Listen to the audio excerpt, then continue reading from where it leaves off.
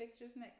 Oh, hello everybody. Welcome back to Carrie's Corner, where we are continuing with The Wind in the Willows by Kenneth Grahame, illustrated by Eric Kincaid.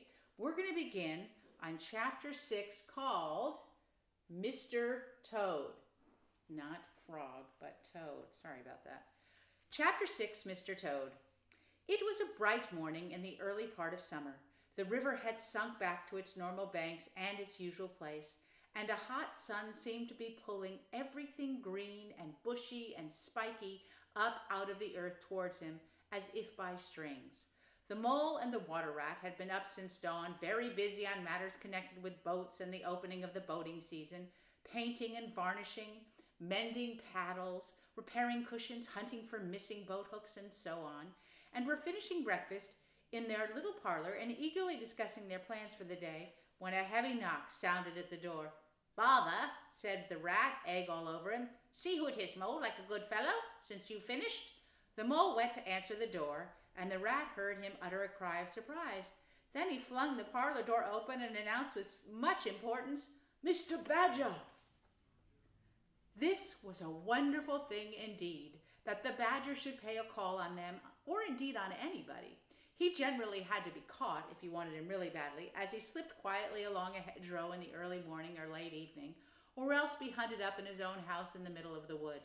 The badger strode heavily into the room and stood looking at the two animals with an expression full of seriousness. The rat let his egg spoon fall on the tablecloth and sat open-mouthed. "The hour has come," said the badger at last. "What hour?" asked the rat uneasily, glancing at the clock on the mantelpiece. "Whose hour, you should rather say," replied the badger. "Why, Toad's hour, the hour of Toad. I said I would take him in hand as soon as the winter was well over, and I'm going to take him in hand today." "Toad's hour, of course," cried the mole delightedly. "Hooray! I remember now. We'll teach him to be a sensible toad." "This very morning," continued the badger, taking an armchair, "as I learnt last night from a trustworthy source, another new and very powerful motor car will arrive at Toad Hall on approval or return. At this very moment, perhaps, Toad is busily putting on those quite hideous clothes so dear to him, which transform him from a fairly good-looking toad into an object which throws any decent-minded animal that comes across it into a violent fit. We must be up and doing before it is too late. You two animals will accompany me instantly to Toad Hall, and the work of rescue shall be accomplished." "Right you are," cried the rat, starting up. "We'll rescue the poor unhappy animal. We'll change him. He'll be the most changed toad that ever was before we've done with him." They set up off the road, Badger leading the way. They reached the carriage drive of Toad Hall to find, as the badger had expected, a shiny new motor car of great size, painted a bright red, standing in front of the house. As they neared the door, it was flung open, and Mr. Toad, dressed in goggles, cap, gaiters, and enormous overcoat, came swaggering down the steps, drawing on his gloves. "Hello! Come on, you fellows!" he cried cheerily on catching sight of them. "You're just in time to come with me His hearty voice fell away as he noticed the stern, unbending look on the faces of his silent friends, and his invitation remained unfinished. The badger strode up the steps. "Take him inside," he said sternly to his companions. Then, as Toad was hustled through the door, struggling and protesting, he turned to the chauffeur in charge of the new motor car. I'm afraid you won't be wanted today," he said. "Mr. Toad has changed his mind. He will not require the car. Please understand that this is final. You needn't wait." Then he followed the others inside and shut the door. "Now then," he said to the toad when the four of them stood together in the hall, "first of all, take those ridiculous things off." "Shan't," replied Toad with great spirit. "What is the meaning of this outrage? I demand an instant explanation." "Take them off then, you two," ordered the badger. They had to lay Toad out on the floor, kicking and calling all sorts of names before they could get to work properly. Then the rat sat on him, and the mole got his motor clothes off him bit by bit, and they stood him up on his legs again. A good deal of his fiery spirit seemed to have disappeared with the removal of his fine clothes. Now that he was merely Toad and no longer the terror of the highway, he giggled feebly and looked from one to the other appealingly. "You knew it must come to this sooner or later, Toad," the Badger explained severely. "You've disregarded all the warnings we've given you. You've gone on wasting the money your father left you, and you're getting us animals a bad name in the district by your furious driving and your smashes and your rows with the police. Independence is all very well, but we animals never allow our friends to make fools of themselves beyond a certain limit, and that limit you've reached. Now, you're a good fellow in many respects." There he is, Mr. Badger giving his lecture, and Toad looking kind of confused and startled and shocked. "Now, you're a good fellow in many respects, and I don't want to be too hard on you. I'll make one more effort to bring you to reason. You will come with me into the smoking room, and there you will hear some facts about yourself, and we'll see whether you come out of that room the same Toad that you went in." He took Toad firmly by the arm, led him into the smoking room, and closed the door behind them. "That's no good," said the Rat. "Talking to Toad will never cure him. He'll say anything." They made themselves comfortable in armchairs and waited patiently. Through the closed door, they could just hear the long drone of the Badger's voice rising and falling in waves, and presently they heard long-drawn sobs seeming to come from Toad, who was a soft-hearted and affectionate fellow, very easily converted, for the time being, to any point of view. After some 3/4 of an hour, the door opened and the Badger reappeared, leading by the paw a very limp and dejected Toad. His skin hung baggily about him, his legs wobbled, and his cheeks were lined with tears. "Sit down there, Toad," said the Badger kindly, pointing to a chair. "My friends," he went on, "I am pleased to inform you that Toad has at last seen the error of his ways. He is truly sorry for his misguided conduct in the past, and he has agreed to give up motor cars entirely and forever. I have his solemn promise to that effect." "That's very good news," said the Mole gravely. "Very good news indeed," said the Rat doubtfully. If only. He was looking very hard at Toad as he said this, and could not help thinking he saw something like a twinkle in that animal's still sorrowful eyes. "There's only one more thing to be done," continued the Badger. "Toad, I want you to repeat, before your friends here, what you fully admitted to me in the smoking room just now. First, you are sorry for what you've done, and you see the folly of it." There was a long, long pause. Toad looked this way and that, while the other animals waited in silence. At last he spoke. "No," he said a little sulkily, but stoutly, "I'm not sorry, and it wasn't folly at all. It was simply glorious." "What?" cried the Badger, greatly shocked. "You backsliding animal, didn't you tell me just now in there?" "Oh, yes, in there," said Toad impatiently. "I'd have seen anything in there. You're so eloquent, dear Badger, and so moving and so convincing, and put all your points so very well. You can do what you like with me in there, and you know it, but I've been searching my mind since, and going over things in it, and I find that I'm not a bit sorry, really. So it's no earthly good saying I am, now is it?" "Then you don't promise," said the Badger, "never to touch a motor car again?" "Certainly not," replied the Toad. "On the contrary, I faithfully promise that the very first motor car I see, poop, poop, off I go in it." "Told you so, didn't I?" said the Rat to the Mole. "Very well, then," said the Badger firmly, rising to his feet. "Since you won't be reasonable, we'll try what force can do.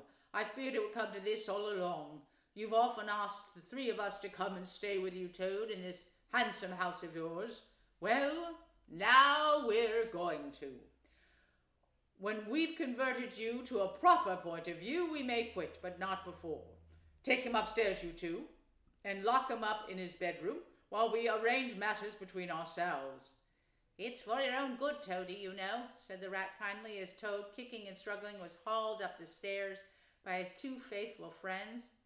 "Think what fun we shall all have together, just as we used to when you got over this painful attack of yours."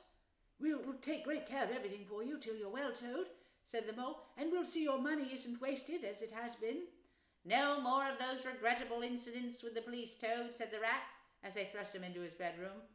And no more weeks in hospital being ordered about by female nurses, Toad, added the Mole, turning the key on him. There they are, locking him in.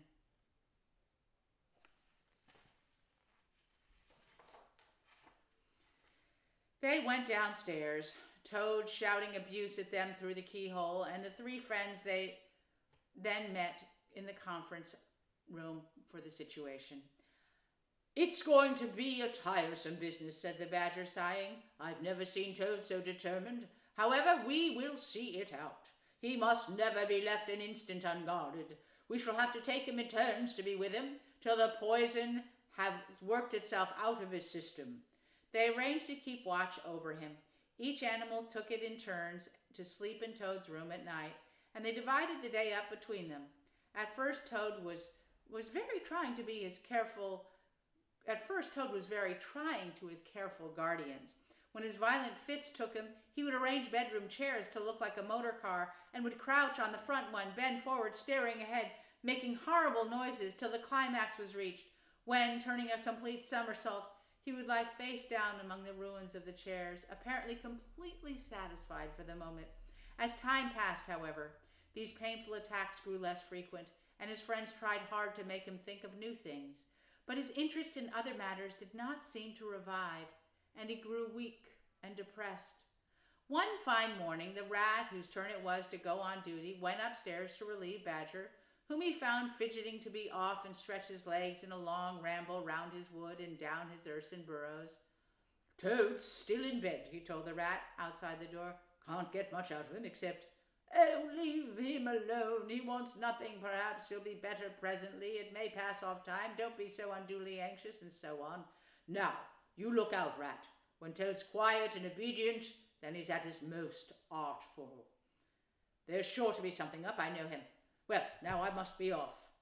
How are you today, old chap? Asked the Rat cheerfully as he approached Toad's bedside. He had to wait some minutes for an answer. At last, a feeble voice replied, Oh, thank you so much, dear Ratty. So good of you to ask. But first tell me, how are yourself and the excellent Mole? Oh, we're all right, replied the Rat. Mole, he added. Here he is in his bed looking kind of sick because he's so sad.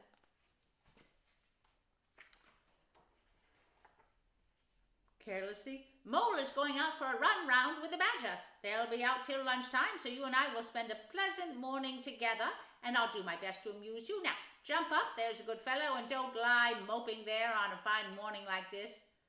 Dear kind Rat, murmured Toad, how little you realize my condition, and how very far I am from jumping up now, if ever. But do not trouble about me. I hate being a burden to my friends, and I do not expect to be one much longer. Indeed, I almost hope not. Well, I hope not, too, said the Rat heartily. You've been a fine bother to all of us this time, and I'm glad to hear it's going to stop. And in weather like this, and the boating season just beginning, it's too bad for you, Toad. It isn't the trouble we mind, but you're making us miss such an awful lot. I'm afraid it is the trouble you mind, though, replied Toad feebly.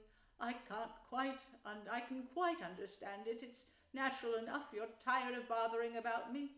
I mustn't ask you to do anything further. I'm a nuisance, I know. You are indeed, said the Rat. But I tell you, I'd take any trouble on earth for you if only you'd be a sensible animal. If I thought that, Ratty, murmured Toad more feebly than ever, then I would beg you, for the last time probably, to step round to the village as quickly as possible. Even now it may be too late, and fetch the doctor, but don't you bother. It's only a trouble, and perhaps we may as well let things take their course. Why, what do you want a doctor for? Asked the Rat, coming closer and examining him. He certainly lay very still and flat, and his voice was weaker and his manner much changed. Surely you may have noticed as of late, murmured Toad. But no, why would you? Noticing things is only a trouble. Tomorrow, indeed, you may be saying to yourself, oh, only if I'd noticed sooner. Oh, if only I had done something. But No, it's all trouble. Never mind. Forget that I asked.